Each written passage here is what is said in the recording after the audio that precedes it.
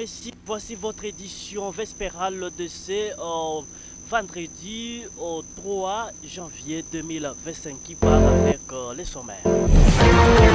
À la une de cette édition, le mois de janvier est plus caractérisé par la sécheresse et la crise monétaire. La province de l'Ituri, particulièrement la ville de Bunia. Les détails vous arrivent. Maendeleo FM. Un civil a été tué par machette ce mercredi 1er janvier, jour de la célébration des Nouvelles 2025. Les faits s'est passé au village Gali. Les détails vous arrivent. Maendeleo Les FM. déplacés de guerre de tous les sites de la province de l'Ituri ont vécu une vie pénible pour l'année 2024. Vous aurez plus de détails dans cette édition des nouvelles. Maendeleo Tels FM. sont les titres choisis parmi tant d'autres qui font l'ossature de cette grande édition vespérale. Je vous attends au détail. Jassirou Mbata sur la et la mise en onde de la réalisation de ces radio-journal et de Sissilema, les youtubeurs. Je l'ai dit à la dame de cette édition que le mois de janvier est plus caractérisé par la sécheresse et la crise monétaire. La province de l'Ituri, particulièrement la ville de Bunia, n'est pas épargnée par cette vérité universelle.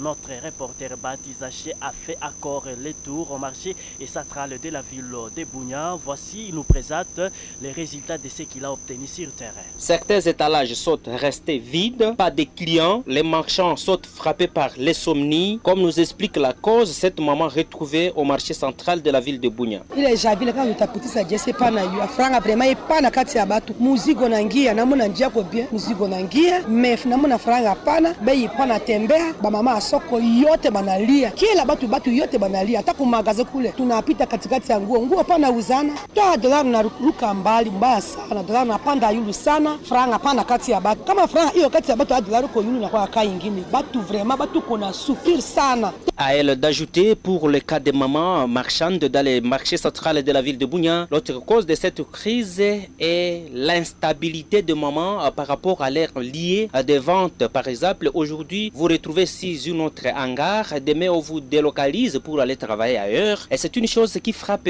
négativement sur leurs ventes. Tena ba mama bapa nafasi moya. Huko sikia motoka hapa mshuke kule tuko navunja nyumba. Sasa mko naenda shuka hiyo juu banyebi kwa kule. Mtakala kule je ku hangar moya. Huko sikia kichwa batu tatu banatia. Tena batu ya muzigo kabambi inatia ba mama wanapata malali koro. Bakuba ifo baangalia ile vile. Ba mama nye banatumika kusoko hapa na muna krizi kwa mingi. Tunatumainia Mungu wetu iko aziacha sie. Tuvumilia tu hivi Mungu nazifa maono briski Mungu na wakati yake Mungu aziacha sie. Tutavumilia tu oku memakuba njoo baangalia oku. Na muna krizi kwa mingi ile hapa ile. Tashukisha tu dolari ile. Nafasi ye ba mama bako atengeneza. Acha taba kuna shanja angare ile. Ba mama batakala njoo wapi ile vile ifo baangalia bie. Me hapana njoo mbali na vile. Tukue njoo ndani oku mambo ile njoo kwa shamba tu njoo kwa sababu tujakimbia vita tangia zamani tunapeleka tu oku. Ba classe njoo bie ndani oku. Mimi nashukuru kazi ya maire de la ville sana. Signalons que ce phénomène est constaté dans tous les secteurs de la vie quotidienne où la population doit être économiste pendant cette période. Parlons de cette brève formation. Un civil a été tué par machette ce mercredi 1er janvier 2025, jour de la fête des Nouvelles 2025. Le fait s'est passé au village Gali, à chefferie de Bahema Badjere, où la victime était partie au champ récolter les vivres pour fêter avec sa famille. Il a été surpris par des hommes armés identifiés à la milice Codeco qui l'ont découpé. Selon les sources locales, ce sont les militaires FARDC venus de Boulay qui sont allés récupérer les corps sa vie pour être atterrés. Ces mêmes sources signalent la présence importante des miliciens dans la localité Djadou, à secteur de Walendu Djati. Parlons toujours de l'insécurité dans ce radio-journal. L'insécurité vécue en 2024 dans la province de l'Ituri qui était au plus haut degré. Monseigneur Dieudonné Oringui, évêque du diocèse de Bunia, dans son message devait adresser le mardi 31 décembre 2024, a appelé les Ituriens au pardon et au gouvernement de trouver solution aux problèmes sécuritaires en Ituri. Voici Monseigneur Dieudonné Oringui Outi au micro de la RCM Bunia. L'année 2024 a connu beaucoup de des tables rondes, des visites des autorités en charge de la sécurité, des évaluations. La situation sécuritaire précaire dans le territoire de Ndjougou demeure une interpellation sur la volonté politique de notre gouvernement. Jusqu'à quand devrons-nous continuer de compter les morts? La souffrance du peuple iturien constitue-t-elle un souci pour la communauté tant nationale qu'internationale face à ce désastre humanitaire? Nous ne pouvons garder silence, car trop c'est trop. Nous dénonçons les injustices flagrantes et l'insécurité grandissante dans notre province de l'Ituri. Chacun doit donc prendre ses responsabilités face à l'insécurité qui ne cesse d'endeuiller notre pays. Et pour ce faire, nous invitons tous les peuples ituriens à la conversion du cœur. Car, comme dit le pape, la paix véritable ne peut venir que d'un cœur désarmé.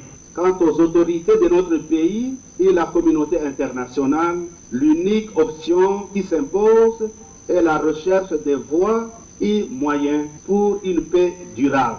Au lieu de s'attaquer aux effets, il faut remonter aux causes de l'insécurité afin de l'éradiquer une fois pour toutes. D'où la nécessité d'opter pour des transformations culturelles et structurelles. S'il y a des structures étatiques qui ne font pas ce pourquoi elles ont été instituées, c'est le temps de les remplacer avec d'autres plus efficaces. Des attaques contre les édifices de l'église, des menaces de mort contre les prêtres, des vols et tas d'autres ont été enregistrés en 2024 dans les diocèses de Bunia. C'est Monseigneur Dieudonné Oringui qui a présenté cette situation dans son message de vie adressé aux fidèles le mardi 31 décembre 2024. Reportage Joseph Tsouki. Monseigneur Dieudonné Oringui a déploré cette situation en revenant sur les cas d'insécurité enregistrés. Il a regretté que jusqu'à présent, les résultats des enquêtes sur ces cas d'insécurité n'ont jamais été présentés.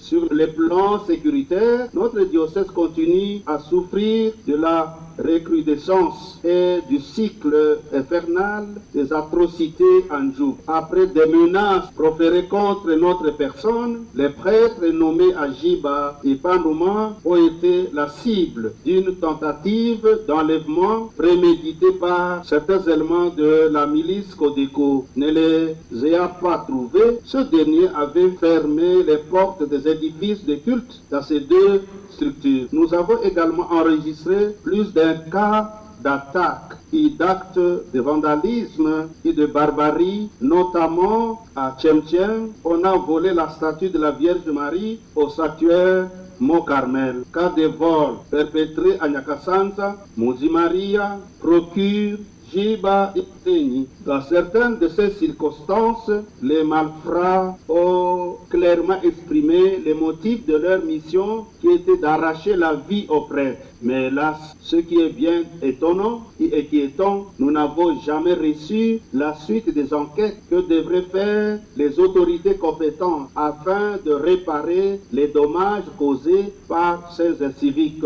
Malgré cette situation, il a demandé aux fidèles catholiques de rester sereins. Plusieurs scandales ont été enregistrés vers la fin de l'année 2024, notamment le banditisme et les tracasseries sous diverses formes, le pillage, le kidnapping et tas d'autres. C'est les propos de la société civile de l'Ituri par le biais de son président, le coordonnateur Dieudonné Lossa, au cours de l'évaluation annuelle. Plus de détails dans cet extrait choisi par Denis Maki. La courbe de l'insécurité est restée ascendante, tout comme le taux de dégâts humains et matériels, malgré les 10 efforts du gouvernement appuyés par ses partenaires techniques et financiers, y compris la MONUSCO ainsi que ceux de Forces Vives. Chers compatriotes, frères et sœurs, les groupes armés ont été actifs dans tout l'Ituri. Ils ont opéré des attaques et assassinats, des violences sexuelles sur la population dans les villages, dans les champs et même dans certains sites de déplacés. À date du 16 février 2024, 15 personnes ont été enterrées vivantes à Tali. Les banditismes, les vols à main armée, les tracasseries sous diverses formes, les pillages, les kidnappings ont été très récurrents, limitant ainsi les activités des populations dans l'ensemble de l'Ituri. On a observé le déplacement massif des populations, de même que la prolifération des affaires déplacées dans les rues des grandes agglomérations, les incendies des maisons, des véhicules et motos, la récolte des cultures et le défrichement des jeunes plants de maïs des déplacés par les groupes armés ont été le lot quotidien en Ituri, entraînant ici un désastre humanitaire depuis bientôt 7 ans. L'on a assisté à la reprise des attaques armées à territoire de Mambasa sous la houlette d'un certain Assombaliwa. Dans la nuit du 21 décembre 2024, plusieurs biens de population ont été pillés dans la carrière dénommée Libreville. À Pekasekateye, notamment l'or, l'argent et autres biens de valeur. Depuis octobre 2024, il y a eu déportation de faux Wazalendo à Ituri, à partir du Nord Kivu, précisément dans le territoire d'Irumu et de Mambasa. Ces faux Wazalendo sont aussi accusés de recruter les affaires dans la chefferie de Babila Babondi, à territoire de Mambasa, dans le but de gonfler l'effectif de leur milice. Malgré la mise en place des forces mutualisées UPDF de l'Ouganda et FARDC de RD Congo, les rebelles ougandais de l'ADF et leurs supplétifs sont toujours actifs. Les déplacés de guerre de tous les sites de la province de l'Ituri ont vécu une vie pénible pour l'année 2024. C'est Olivier Karba, porte-parole de l'association des déplacés victimes de la guerre ADVG, qui l'a fait savoir à la RCM Bunia ce jeudi 2 janvier 2025. Il est dans ses propos choisis par Joseph Tsisuki. L'année de guerre en 2024 n'a pas été rose. Nous avions enregistré plusieurs défis à relever du côté déplacé qui n'ont jamais trouvé solution jusqu'à présent. Les déplacés de guerre font face à plusieurs problématiques, entre autres les manques de vivres et non-vivres, manque de vrais soins de santé, manque des abris confortables pour bien passer leur nuit, manque de bonnes toilettes. Nous avions aussi enregistré en 2024 plusieurs cas de mort du côté déplacé, causés surtout par la famine, et d'autres cas de mort étaient dus aux attaques des miliciens sur la population déplacée des sites. Parfois, les miliciens dirigeaient leurs attaques vers les sites des déplacés où ils réussissaient même à tuer certains de nos compatriotes qui croupissent aujourd'hui des misères inestimables sur les sites. La majorité de ceux qui ont perdu leur vie en 2024, nous avons d'abord les enfants dont l'âge varie entre 2 à 5 ans, les femmes enceintes, les personnes de 3e âge et les infirmes. Les retours effectifs de la paix pour que les déplacés regagnent leur village et les souhaits de Olivier Karba, il revient à ce terme. En 2025, la population déplacée n'attend pas d'autre chose que de regagner son milieu d'origine parce qu'elle a longtemps souffert et elle ne veut pas que cette souffrance continue aussi en 2025. Nous en avons marre déjà. Cette fois-ci, nous demandons au gouvernement d'imposer la paix en Ituri. Les gens ne vont pas toujours continuer à vivre sur les sites des déplacés. Nous mettons à garde et tous ceux qui alimentent les miliciens, qui les renforcent, les miliciens de l'Ituri ici, à des munitions de guerre pour que la sécurité continue. On les appelle des tireurs de ficelles. Tout ça dans l'objectif d'empêcher à nos frères de regagner leur milieu. Un jour, ils seront tous identifiés puis traduits en justice. 7 personnes et une dizaine de personnes ont été portés disparus. Tel est le bilan provisoire d'une incursion des présumés rebelles de Fenalou la journée du mardi 31 décembre 2024 à Senga, une entité située dans la chefferie de Baswaga, territoire de Lubero Nord Kivu. C'est Vianney Kitwamba du comité de la protection communautaire dans cette chefferie qui livre la nouvelle. Note que les villages Senga, Kili, Beoué et Kitebia, Katanka se sont vidés de sa population vers la nuit du mois de décembre 2024. Le village Senga a été la cible d'une incursion des attaques de rebelles mardi 31 décembre 2024. 7 morts et une dizaine de personnes portées disparues comme bilan provisoire. C'est vraiment regrettable que ces villages sont déjà occupés par les ADF Nalou, notamment à Beoué, Kitebia et d'autres villages environnant le village Senga. Le comité local de la protection communautaire à chefferie de Baswa condamne fermement ces actes criminels où les populations sont tuées sous l'œil impuissant des autorités. Ainsi, nous demandons aux militaires de mener les opérations pour traquer les ADF Nalou qui contrôlent déjà la partie ouest du territoire de Lubero. De dépêcher le plus vite possible les militaires dans cette partie du territoire pour sa sécurisation. Terminons cette édition avec cette information toujours dans la province du Nord Kivu. Les forces armées de la République démocratique du Congo FARDC dans la nuit du 1er au 2 janvier 2025 repoussé une attaque des rebelles des ADF à Mikoua près de Kididiwe dans le Mayangossi à territoire de Beni.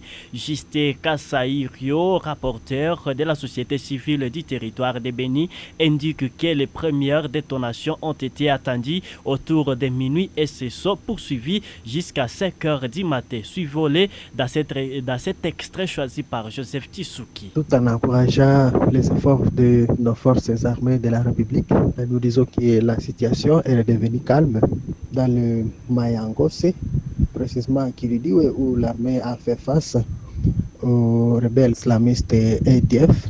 ils voulaient venir attaquer la population et causer des dégâts. Voilà, Dieu est grand. Dieu a donné le courage et le souffle à nos forces armées qui ont juste répondu farouchement pour mettre à l'état de nuire cet ennemi. Nous sommes en train d'appeler toujours à une très grande vigilance au sein de la population. Si vous voyez les personnes suspectes, ayez le courage de dénoncer au sein des services de sécurité parce que ça va permettre au temps opportun que les services puissent dénicher les infiltrés qui veulent venir attaquer notre population, qui veulent du tout venir piller nos biens, qui veulent du tout venir couper le mariage civilo-militaire.